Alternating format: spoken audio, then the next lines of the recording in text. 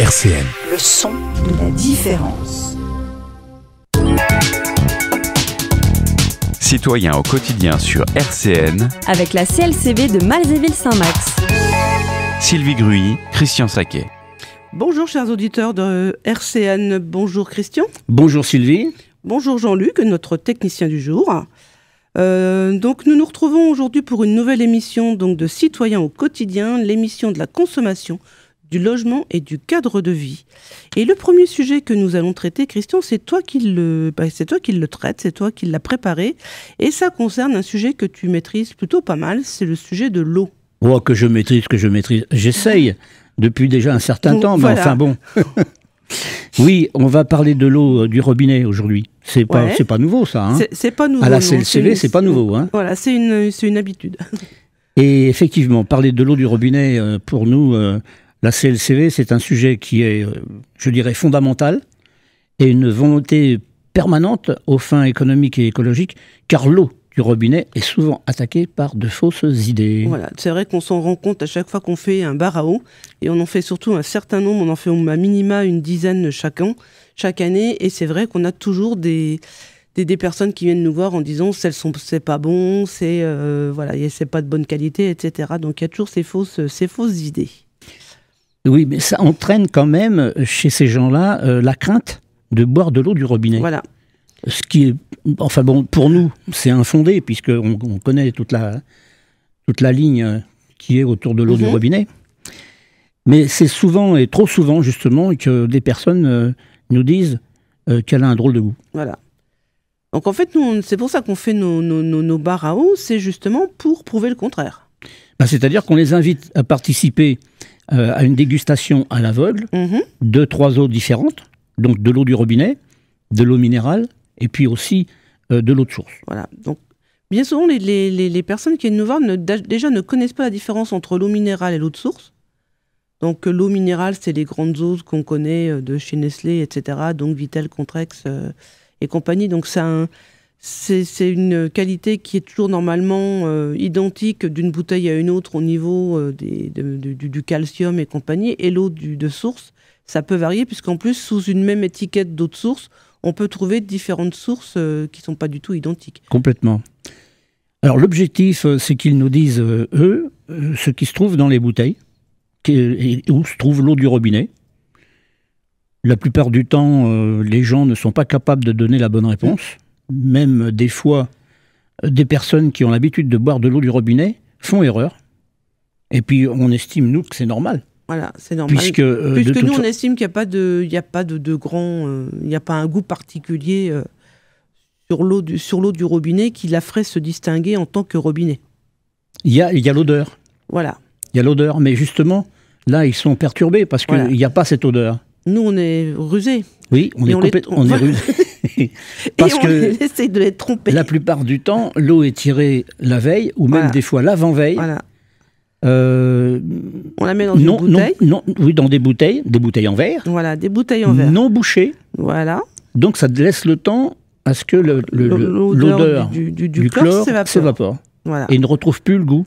Voilà, ils ne retrouvent plus ni l'odeur du chlore quand ils ont le nez au-dessus du gobelet, puisque quand on sert l'eau dans des gobelets. Donc là, à l'odeur, ils ne sentent pas.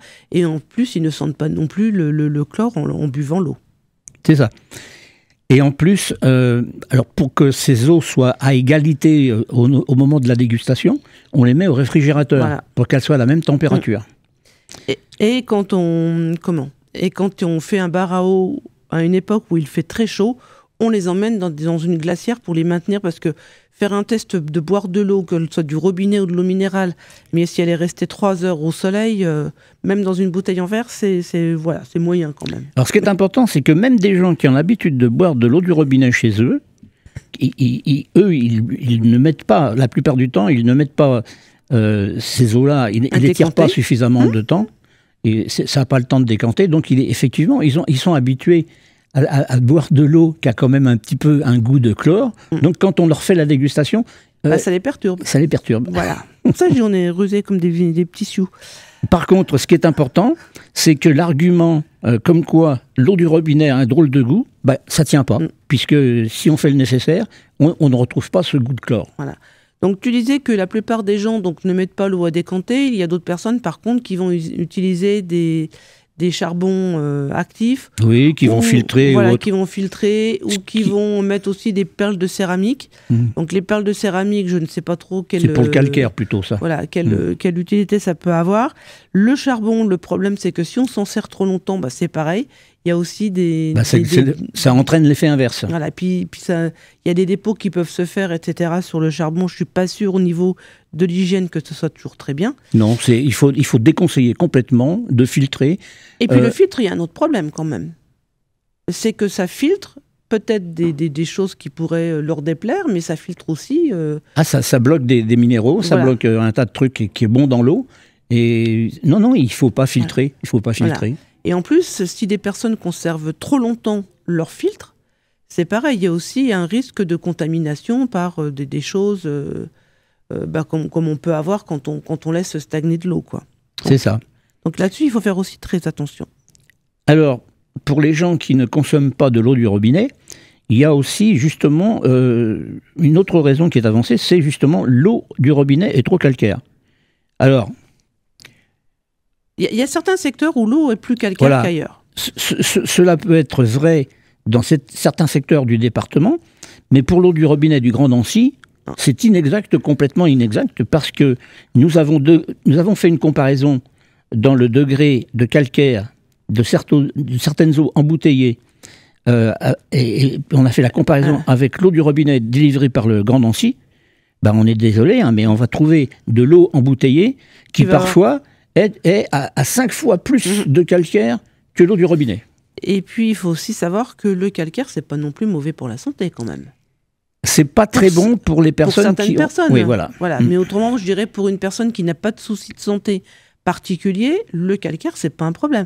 Si la personne a un problème de santé, je pense que son médecin le mettra en garde pour lui dire ne buvez pas d'eau trop calcaire, donc éventuellement une eau du robinet, mais également aussi des eaux en bouteille, parce qu'il y a des eaux en bouteille qui sont très très riches en minéraux. Ah oui, complètement. Et qui peuvent être contre-indiquées selon la personne qui va les boire. Disons que l'eau trop calcaire est pas recommandée pour les femmes enceintes et aussi pour les biberons.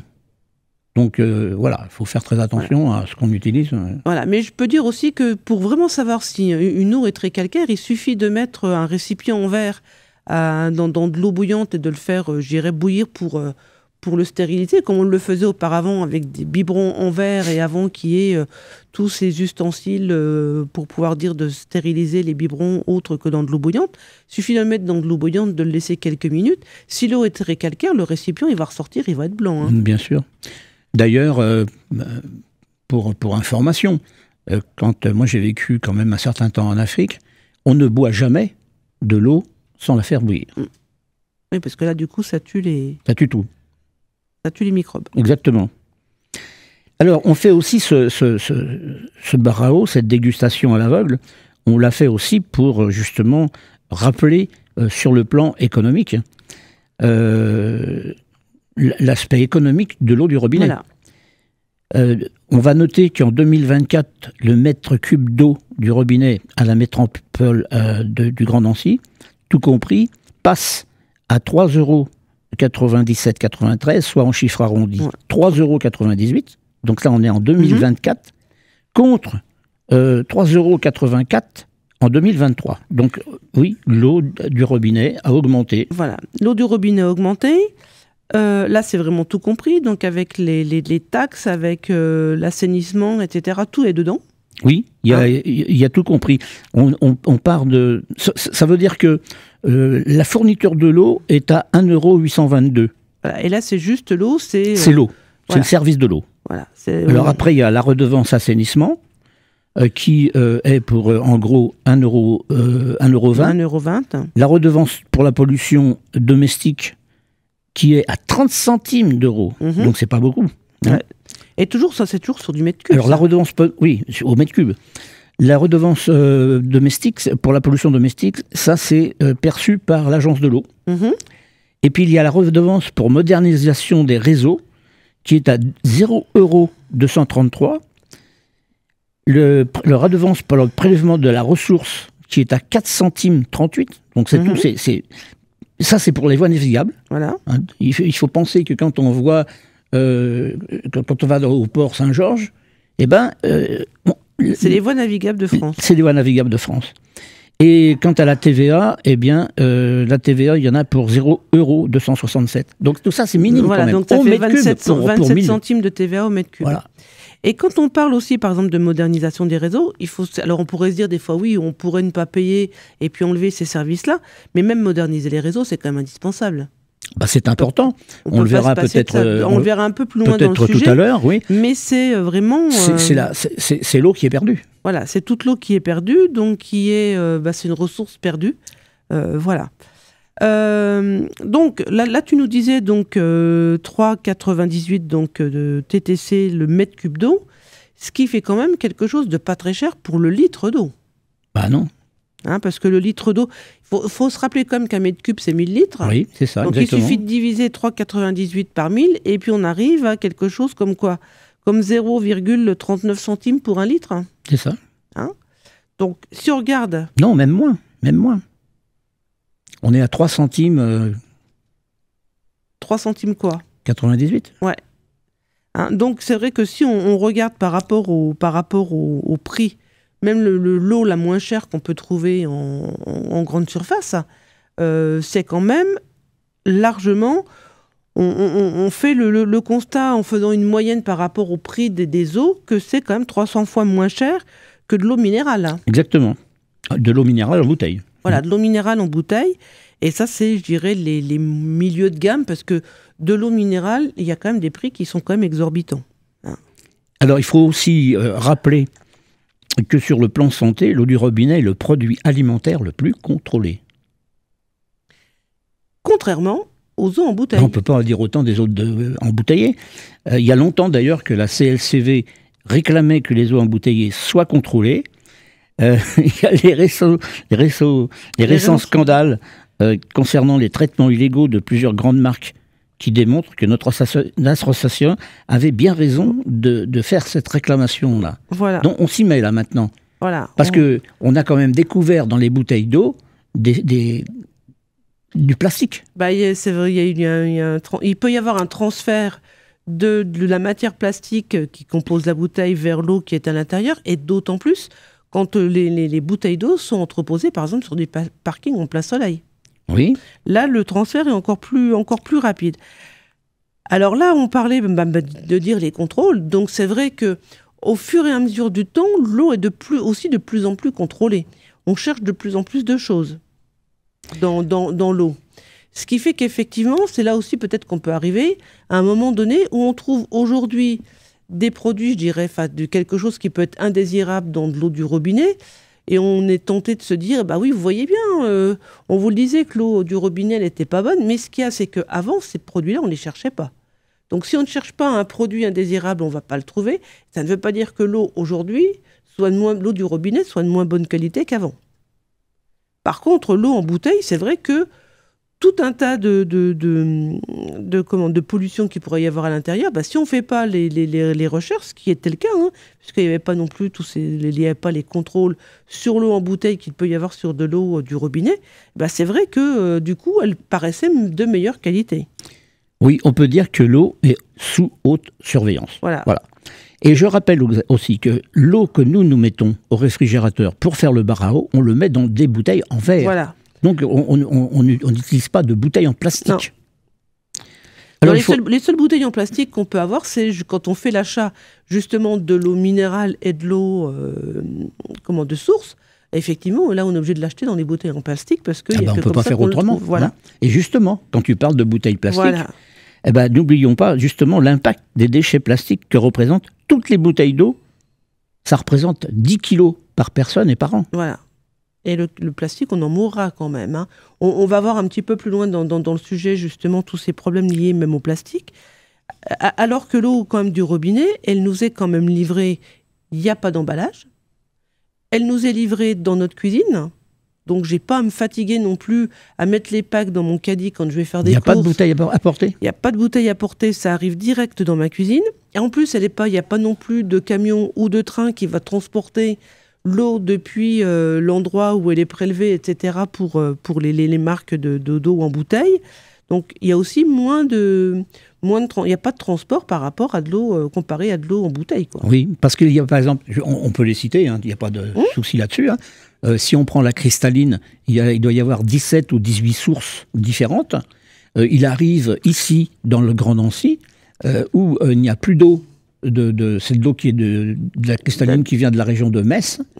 Et bien, quand il n'y en a plus, souvent, on a de l'eau qui vient du sud-ouest. Hein. Voilà. Donc, en fait, l'eau, elle a traversé... De l'eau qui a fait 600, 700, 800 km. Voilà. Alors que l'eau du Grand Nancy, on peut le rappeler, l'eau du Grand Nancy, il y a un prélèvement qui est dans la Moselle.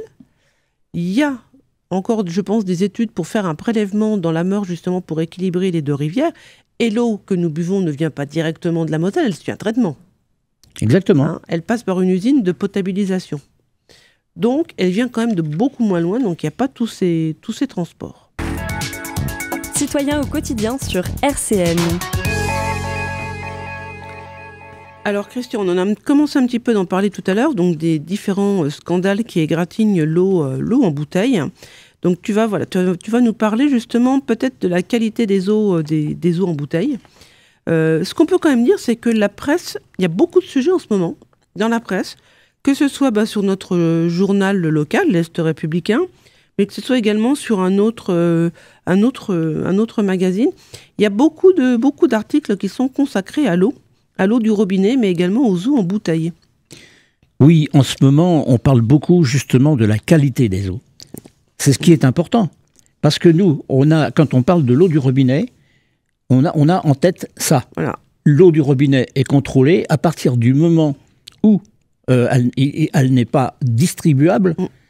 L'usine de potabilisation bloque la distribution de l'eau. Voilà. Donc il n'y a aucun risque. Il n'y a aucun risque. Le seul risque qu'il y a, c'est quand il y a des travaux. On peut s'apercevoir par moment que l'eau n'a pas une belle couleur. Voilà.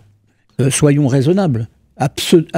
Qu'on s'abstienne ce jour-là, ou pendant cette période-là, de boire de l'eau, parce que c'est vrai qu'on peut toujours...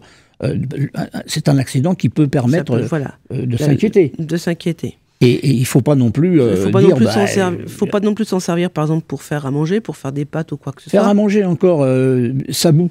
Voilà. Mais bon, si on n'a pas envie, on n'est pas obligé. Par contre, on peut très bien s'en servir, même quand il y a eu des travaux, on peut très bien se servir de l'eau pour prendre sa douche. On ne craint rien, quoi. C'est pas. Donc la qualité des eaux. Alors là, il y a alors Nestlé est attaqué, pointé du doigt, parce que ils utilisent eux des filtres à charbon actifs pour justement désinfecter avec des ultraviolets l'eau. Alors ça concerne quand même l'Épar, la Vittel, la Contrex. Il faut arrêter là quand même. Donc ça, c'est toutes des eaux. Donc il y a eu un rapport de l'ANSES qui a été fait là-dessus. Donc là, les 3 eaux que tu viens de nommer, c'est 3 eaux donc de la région. Tout le monde les connaît. On est vraiment touché là. Quoi. Et puis je te rappelle quand même qu'on a nous collecté des bouteilles justement de Vittel pour faire voir non pas la qualité, pas travailler sur la qualité de l'eau, on voulait travailler sur le volume que ça représente le déchet plastique. Et puis également par rapport à Nestlé Waters, il y avait aussi une autre eau, c'était l'eau de Perrier, non? Alors l'eau de Perrier qui avait aussi eu des problèmes effectivement. Alors là, ce qui est grave, ce qui est quand même, moi ça me touche profondément, qu'il y ait des traces de matière fécale dans de l'eau embouteillée. c'est quand même fort de café quand même. Parce que pareil, c'est un truc qu'on nous dit souvent, c'est que l'eau en bouteille, l'eau minérale, c'est une eau de bonne qualité, puisque de toute façon, il y a de la pub à la télé. Donc ce qu'il faut aussi dire comme aux consommateurs, c'est que s'il y a de la pub à la télé pour Vittel, Contrex, je ne sais trop quoi, c'est quand même parce que c'est des grands groupes qui ont des moyens financiers, qui ont les moyens de faire de la pub. L'eau de la métropole, il n'y aura jamais une publicité parce que la métropole du Grand Nancy n'a pas les moyens de faire de la pub à la télé pour son eau. Mais ça ne garantit pas non plus la qualité de l'eau en bouteille. Donc là, tu disais qu'on retrouvait des matières fécales. Mais ce qu'il faut aussi dire quand même aux aux auditeurs, c'est que de l'eau minérale, normalement, elle ne doit subir aucun traitement. Ah non, non, non, il n'y a aucun traitement. Elle est prélevée à la source et elle n'est pas traitée. Donc là, c'est quand même une tromperie quand même. Ah, c'est une tromperie, ça c'est certain. Hein. Hein, on trompe le consommateur, on le laisse penser que d'une part, que tout est bien, qu'il n'y a aucun problème sanitaire ni rien du tout, et en plus, on le laisse toujours croire que l'eau minérale n'est pas traitée. Donc ça, c'est quand même... Alors, c'est vrai que les analyses qui ont été faites ont démontré aussi qu'il y avait des polluants éternels dans l'eau potable. Ouais, alors c'est quoi ces polluants éternels? Parce que... Ils appellent ça des FAF. Des FAF? Alors dedans, c'est parce qu'il y a du polyfluoroalkylé. Là, c'est des métabolites. Il y a des pesticides dans l'eau en bouteille. Dans l'eau en bouteille. Donc c'est quand même... voilà, c'est... Enfin, moi, ce que je retiens quand même vraiment par rapport à ça, c'est la tromperie. Qu'il puisse y avoir un problème, je dirais, de contamination de l'eau minérale, je dirais pourquoi pas, parce que c'est... s'il y a eu de répandus des produits phytosanitaires, etc., que ça puisse se retrouver dans l'eau, qu'il puisse aussi avoir des matières fécales, mais c'est comme toujours de laisser penser aux consommateurs que l'eau minérale est une eau pure. D'ailleurs, on nous la vend quand même toujours souvent avec des bouteilles qui évoquent la nature.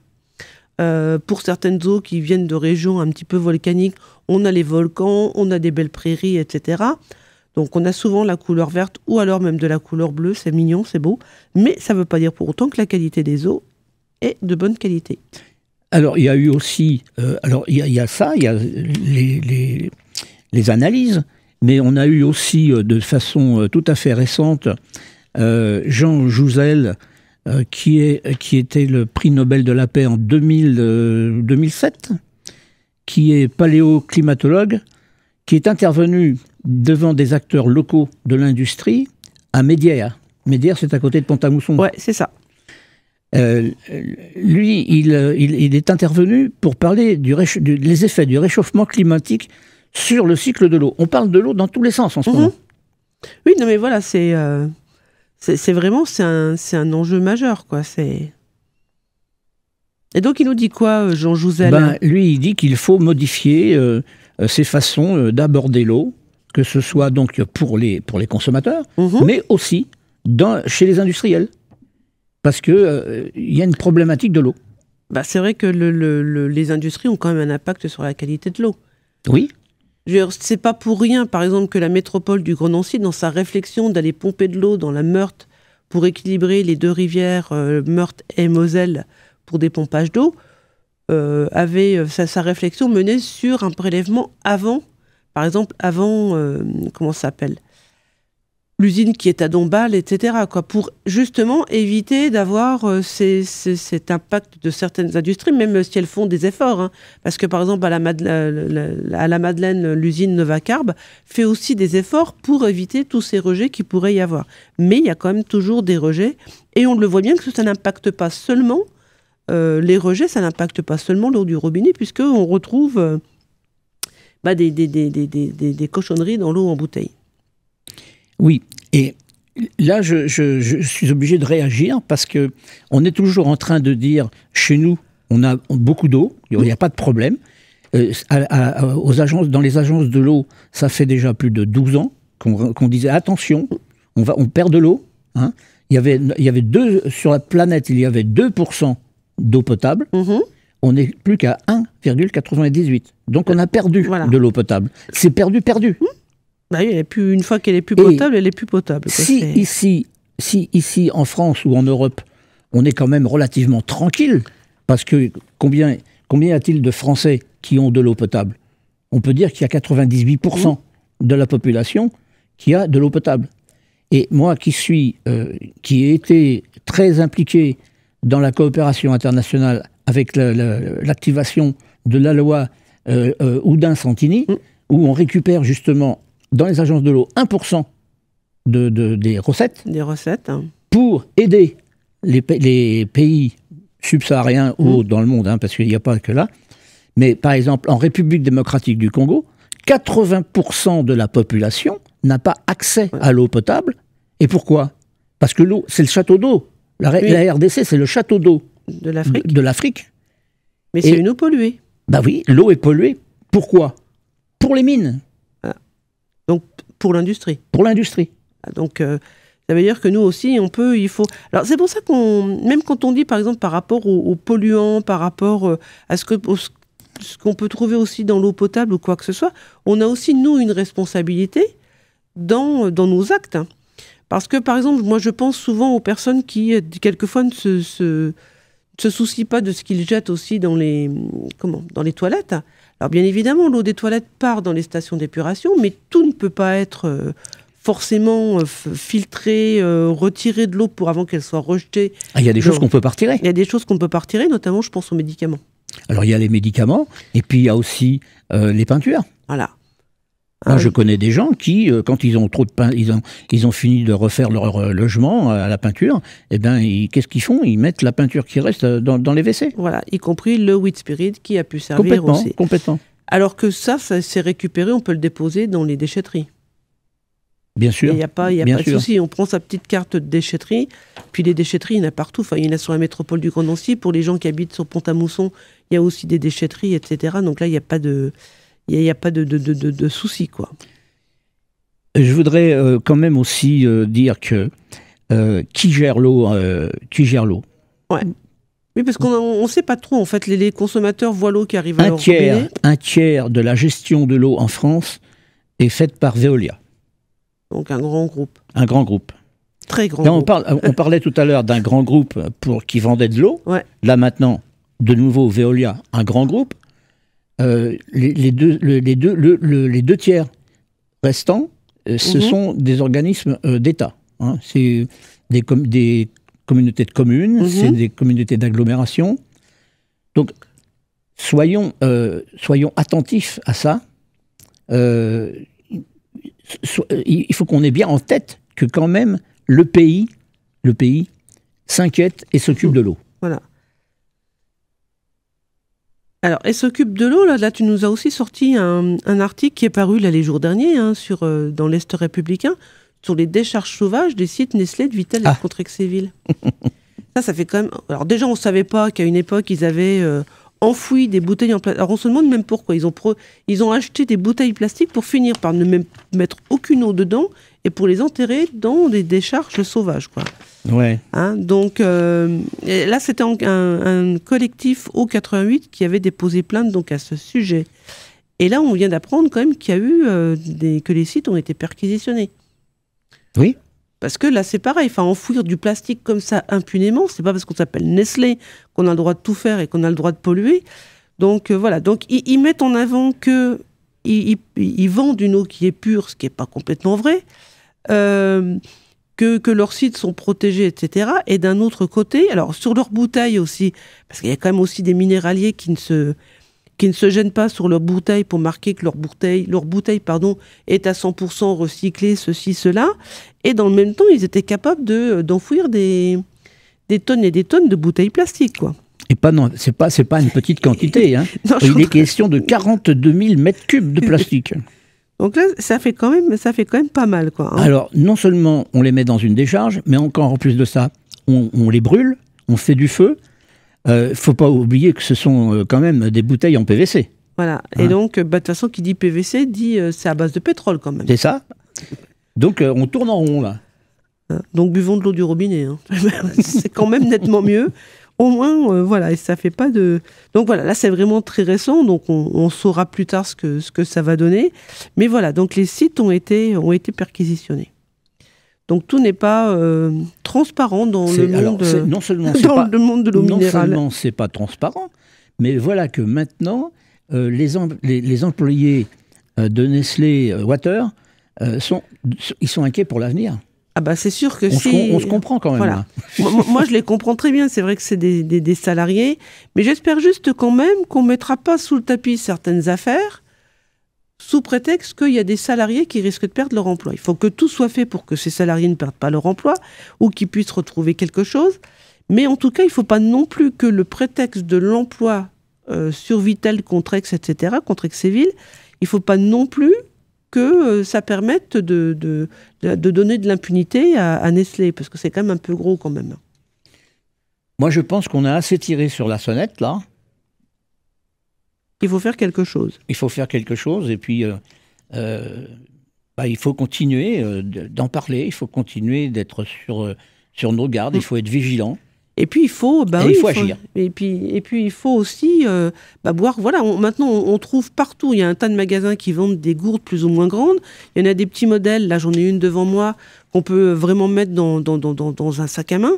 Donc il n'y a aucun souci pour qu'on puisse, même si on va se balader, même si on va en réunion, même si on va au boulot, on peut très bien avoir une gourde dans son sac, la remplir avec de l'eau du robinet. C'est pareil chez des employeurs, il y a de plus en plus maintenant, de plus en plus souvent des fontaines à eau, alors avec de l'eau qui va être à température ambiante, ou pour les gens qui préfèrent l'eau plus fraîche, où ils vont aussi avoir la possibilité d'avoir de l'eau fraîche.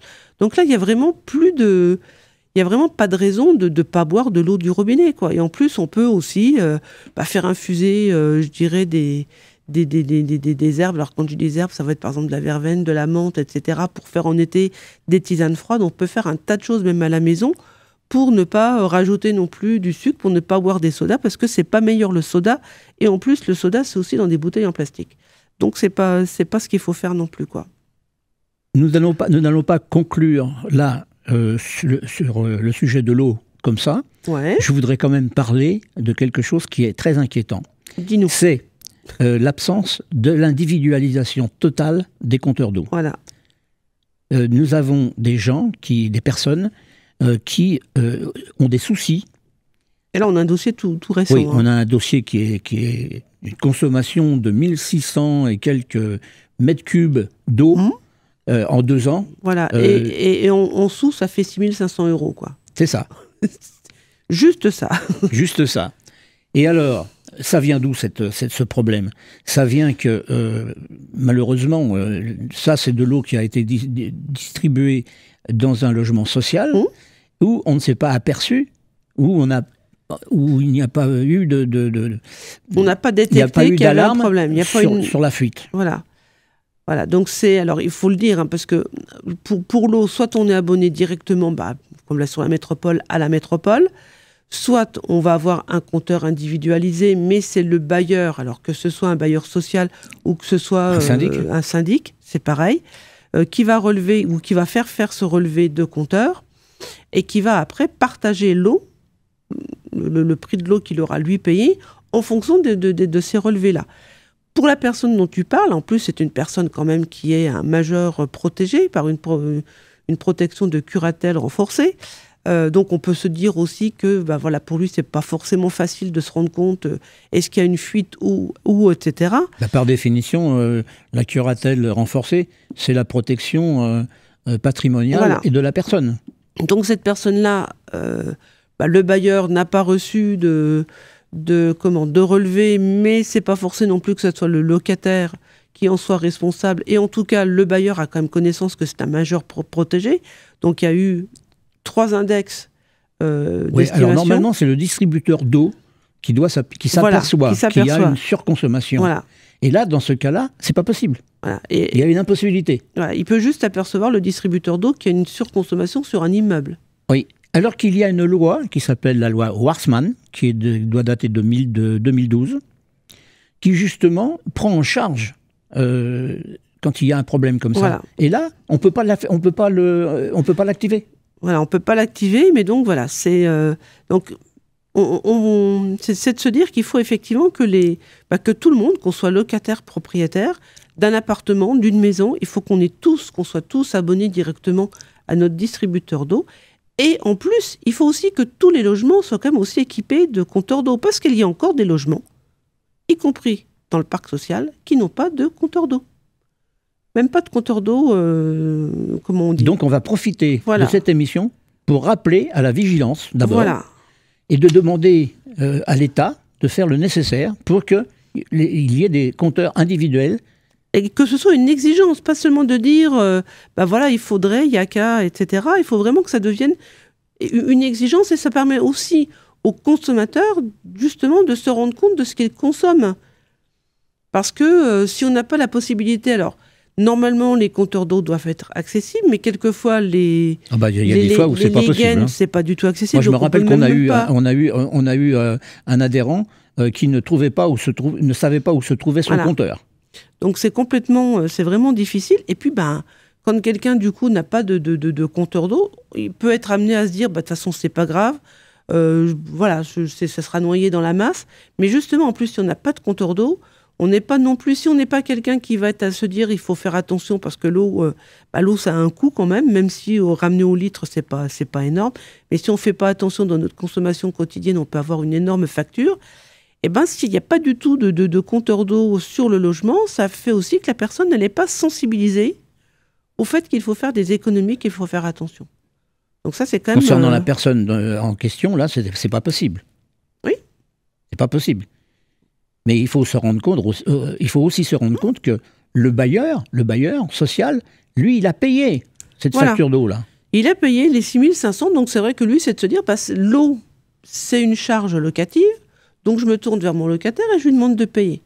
Si c'est que de demander à quelqu'un qui doit percevoir que l'AAH de régler 6 500 € d'eau, c'est quand même un peu fort, et c'est encore pire quand on peut avoir quelqu'un de chez ce bailleur qui dit de toute façon nous on l'a payé donc on va faire payer. Alors il y a ça, puis il y a aussi l'aspect écologique. Voilà. Oui, là c'est vrai que... Parce que c'est quand même 1600 mètres cubes qui sont partis dans la nature. Voilà. Oui, parce que j'imagine mal quand même que la personne ait consommé 1600 mètres cubes. Donc voilà, ça c'était un petit coup de gueule aussi par rapport à ça. Citoyens au quotidien sur RCN. Sylvie Gruy, Christian Saquet. Alors Sylvie, tu as testé les couverts comestibles, tu as mangé les couverts. Voilà, là, c'est quand même pas banal ça. J'ai mangé les couverts. Alors on n'est quand même pas très loin non plus du problème lié à l'eau en bouteille, puisqu'on est quand même toujours sur les déchets. En fait, c'est la loi AGEC, la loi anti-gaspillage pour une économie circulaire, donc qui a été votée en 2020, qui prévoyait donc la fin des produits en plastique à usage unique, tels que les couverts en plastique, souvent utilisés pour les pique-niques, ou alors les repas qu'on prend au boulot, etc. Donc, on pensait que ces couverts en plastique allaient être complètement disparaître et puis être remplacés simplement par nos bons vieux couverts en inox que l'on rapporterait à la maison pour les laver et s'en resservir à l'infini. Il faut croire que la nature, elle a horreur du vide parce que on trouve désormais... je ne sais pas si c'est la nature, ça. Je sais pas si c'est la nature ou il doit y avoir quelqu'un quand même derrière tout ça. On trouve maintenant des couverts comestibles. Ils sont à usage unique, mais ils ne seront pas jetés puisqu'il est prévu de les manger en fin de repas. C'est préférable parce que si on les mange avant, on n'a plus rien pour manger. Oui, puis en plus, pour les avoir goûtés, voilà, c'est dégueulasse. C'est pas terrible. Alors donc j'ai apporté avec moi une fourchette à croquer herbe de Provence dans son emballage et un emballage vide puisque donc on l'a goûté à la maison. Sur le site de cette marque, il y a également la possibilité donc de ces 2 fourchettes ainsi qu'une cuillère, elle sucrée, parfum amande pour les desserts. Il y a aussi une autre marque, par exemple, qui vend des touillettes pour le café ou une petite cuillère pour la glace. Tu sais, quand tu as dans les petits pots, des toutes petites cuillères, mais ils vendent ça.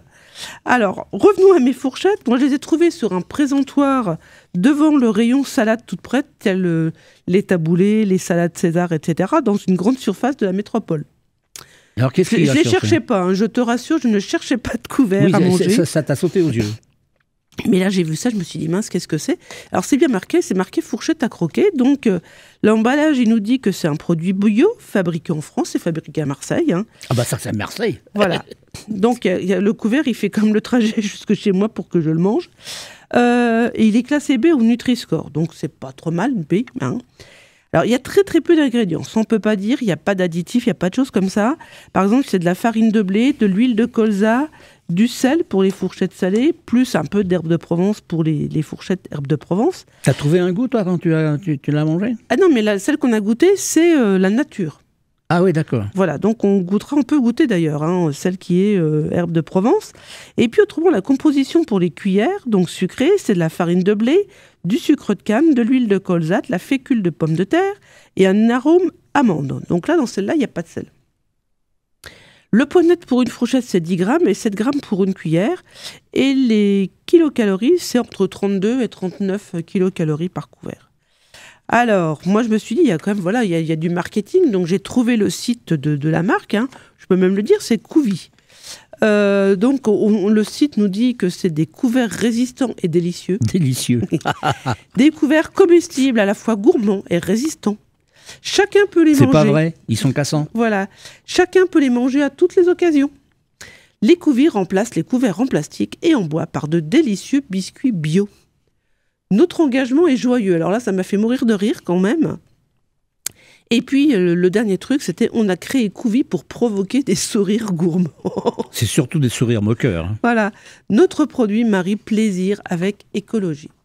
Alors, qu'est-ce qu'on peut en dire? Parce que nous, on a goûté. Et puis, c'est moi qui les ai donc achetées. Alors, elles sont vendues... T'achètes vraiment n'importe quoi. Hein. Ah, moi, je suis curieuse. Moi, je prends des risques pour la CLCV. Je ne te dis que ça. Donc, elles sont vendues à l'unité au prix de 60 centimes quand même la c'est fourchette. Pas donné, hein. Donc, soit si je mange à mon travail 3 fois par semaine, si je tiens compte des jours de télétravail qui se sont généralisés, où là, je suis à la maison, c'est un coût de plus de 80 € à l'année. Ouais, on va te dire que 80 €, c'est pas beaucoup. Voilà. Mais si je rajoute ça à d'autres choses, ça fait quand même toujours de trop. L'emballage, lui, il pèse 3 grammes. Toi, je vais à fond dans mes études. Hein. 3 grammes, et il est composé donc de papier. On nous dit que c'est du papier craft, mais enfin, quand on regarde à l'intérieur, il y a quand même une espèce de film plastique pour l'intérieur.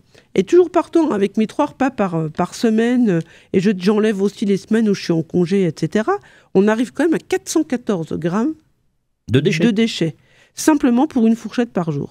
Donc si jamais en plus je mange un dessert avec une cuillère qui se mange, on multiplie par 2.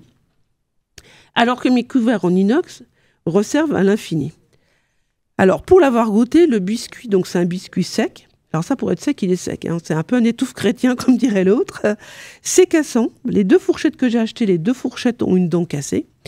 En plus, c'est vraiment des petites dents hein, sur la fourchette. Je ne sais pas ce que je pourrais dire de piquer avec. Mais en tout cas, si par exemple, j'ai même un morceau de viande ou de quoi que ce soit, je ne piquerai rien du tout. Donc voilà, ils ne sont pas vraiment très pointus. Et puis, alors, côté dégustation, c'est quand même une vraie déception quand même. Hein. Moi, je me suis demandé si tu te moquais de moi. Écoute, de temps en temps, voilà. Alors, faudra que j'en parle dans mon émission Cuisine Buissonnière, parce que... voilà, ça fait... Des fois que quelqu'un veut goûter. veut goûter, se rendre compte de ce que c'est. Alors, je ne sais pas si ça marchera vraiment beaucoup, hein, j'en sais rien. Ça fait quand même... Apparemment, ça a commencé avant le Covid, hein. Donc moi, ce que je me dis, c'est que à part pour mon test où j'ai acheté 2 fourchettes, j'en achèterai pas plus. Hein, je vais pas prendre.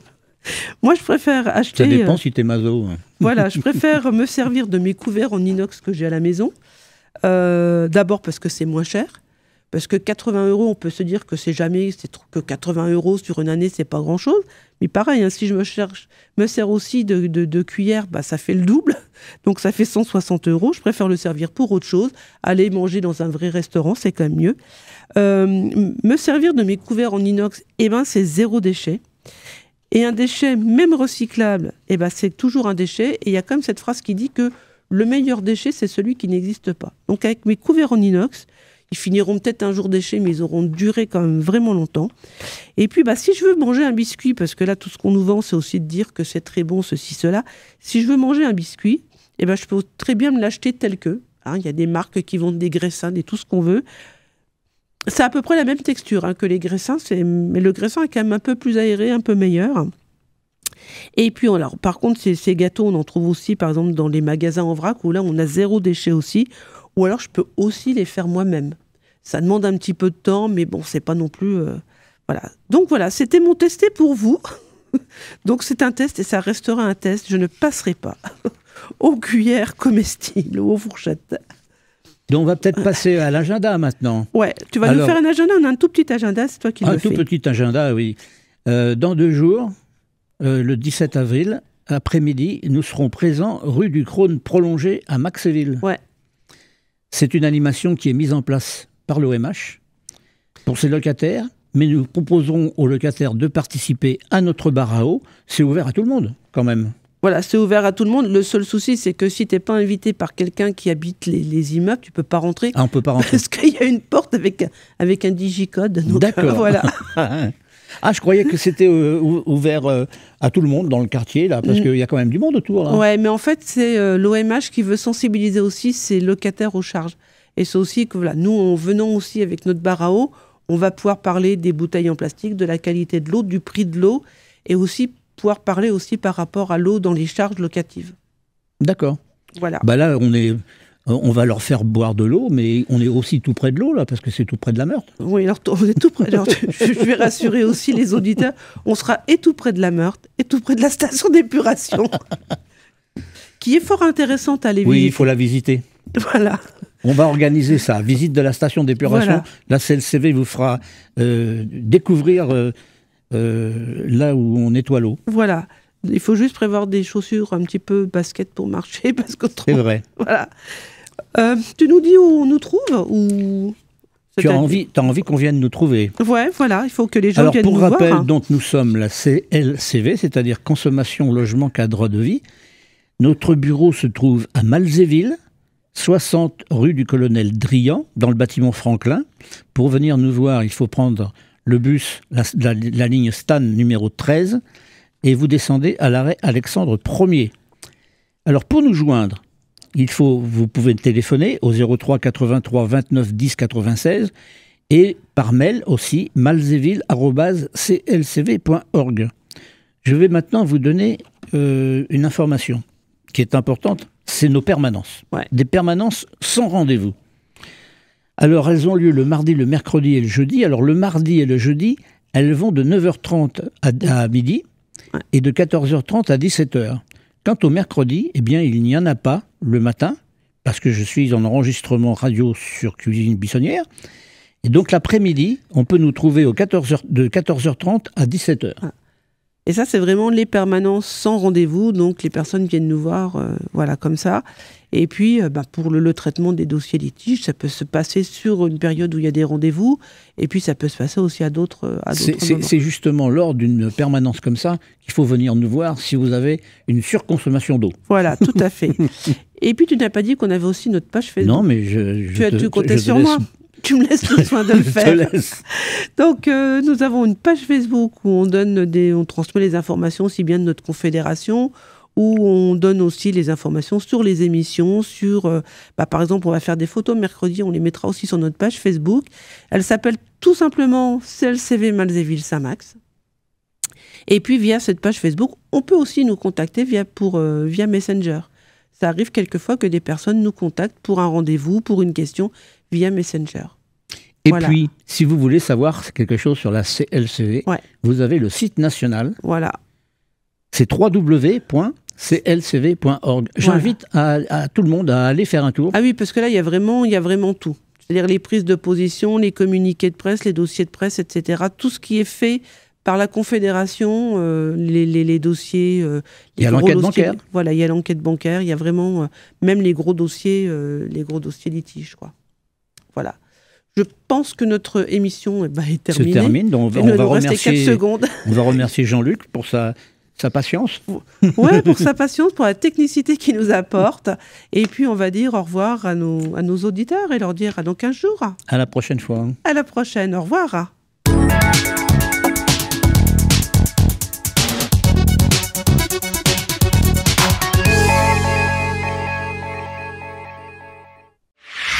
RCN, www.rcn-radio.org